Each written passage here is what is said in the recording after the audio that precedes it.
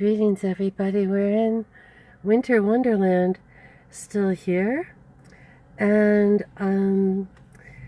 today I got a call from a friend who was reading up on or watching some YouTubes about Courtney Love and Curt Cobain. And so I just thought, okay, I'm in Olympia, and all of us really who've been here since...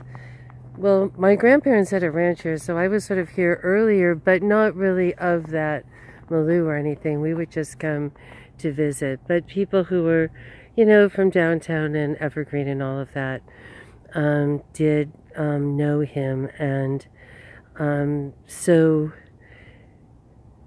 it's not really the most exciting story in the world, but I just thought I would just memorialize having a moment with Curt Cobain in or outside of Olympia. And it was it was really kind of during the elections with like Jerry Brown and Clinton, all of that sort of craziness. I was living over on the west side of Olympia in this really little cabin-y place, really in the woods, and had a friend who was very social, very up on the party scene, and would go to all these wild, crazy parties and go up and down the coast, and kind of had a freewheeling existence for a while until she got a state job, and it sort of grounded her.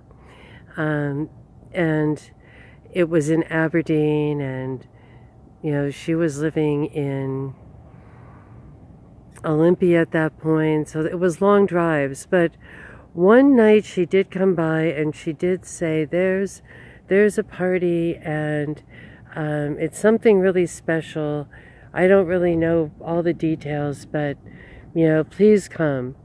And there were sort of different, I would say, flavors or types of parties in Olympia. The better ones being, I think they're sort of bygone now. I could be wrong. But there were these really fun, we've got sort of big, I don't know if it's snowing or just big falling snow from a wind. I don't know. And so we had this very, like there was one that was in a meadow I remember going to, and there was a giant earth, a giant ball like earth, and people were kicking it around, under the moonlight, and there were people serving chili from a shed and guitars and, the sweat lodges and this sort of thing. These sort of, kind of almost lavish in their own weird, primitive yet, full of amenities at the same time way. And this is like, maybe... for me, it would be 81, 82, those years. And then I left and went to New York, but came back and forth, and then came and stayed for like a year or so. And so anyway, my friend said, let's go to this party. And that was Inez. So we went out, and it was outside of town, sort of in this Delphi area, which is right at the crevice, whatever, arm, hole, whatever, before going up the Hood Canal and going what we call beyond the veil into the land of the Olympic mountains and the Olympic National Forest. It's beautiful up there. And so this place was outside of town, and it was interesting. It was, this little farmhouse, and it was this band, and they had just gotten signed. And, there was all this really loud music. In fact, it was so loud, I never got past the kitchen. It's like we're out in the middle of the country, and yet there's just this deafeningness. So I remember only being in the kitchen, not even going toward the living room to even see, is this a band or is it, just like music on the radio really loud? I had no clue. It was just so loud. I couldn't sort of handle it. I guess it was called like garage thrasher, something of that milieu. And there was a woman there named Nina who had worked for the telephone company and had experienced this outrageous rape by the foreman there, and it wasn't like this kind of Hollywood stuff, and she actually had cuts like all over her body. It was like this dramatic kind of horrible story, and you never really saw her out and about. She was like very reclusive, and so she was somehow at this party, which was just like unheard of, and it was really fun. And I just couldn't really handle the loud or anyone either. It was like magical seeing Nina there. And then I thought, well, there must be something good about this. I mean, Nina's here.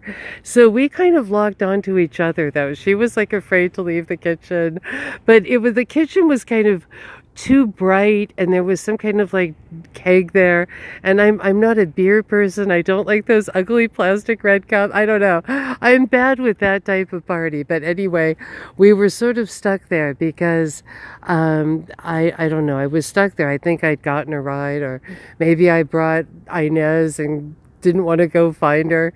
So at one point I just fled outside. I just thought, why not, and it was, this kind of really nice long driveway, not overly long and creepy, but long in this beautiful way. And there was like a little sort of gate fence, this kind of horsey looking thing at the end that was cute, that had been swung open.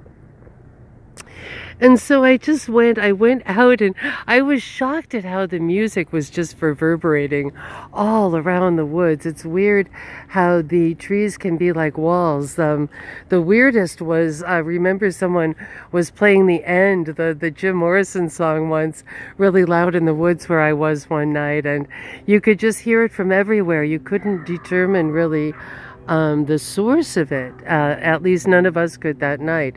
So there was sort of that feeling, although it was a little bit more open, a little bit more meadowy, but there was just this huge, thrasher music. But at least I was outside, and it was somehow a little contained inside. But at one point, this guy just kind of flew out of the house, and I don't know, I think he was hot. I think he'd been dancing. He just needed fresh air. It was really weird. And that was, looking back on it and realizing it at the time, that was Curt Cobain. I just didn't really know who Curt Cobain was at that point, but later on I was reading, and he was like, we were at a house on this street, and I'm like, oh my God, that's so weird, and it was like this big deal, there were cars parked all over the place, and miles down the road, whatever. But it was just like really nice. And he sat up on the fence and kind of swung, he swung back and forth on it, and was wearing just like a blue lumberjack shirt, and, just jeans. And I think he just kind of wanted to, I don't know, smoke a cigarette, smoke something, just be outside for, I don't know, maybe we were out there maybe 10 or 15 minutes, just, chatting and stuff, really. It was funny though, because he was really excited he could hear the music out there. He was like, oh my God, it's great, wow, I'm way out here, all the way down the driveway, and it's clear as a bell. And I was just going, yeah, that's really great, and I'm just thinking, oh my God, oh, I've got a headache, I need to medicine, whatever, but he was really, really sweet. It was funny, just being out there. And so I just have this memory of him just smiling and, sitting on this swingy gate, going back and forth. And, the night was just full of stars and, this banging music. Anyway, everyone have a great, fabulous, fabulosos day. Look at that. Is the creek, there's this little frozen over, or is it starting to thaw? Little woodland creek down there. Really fun.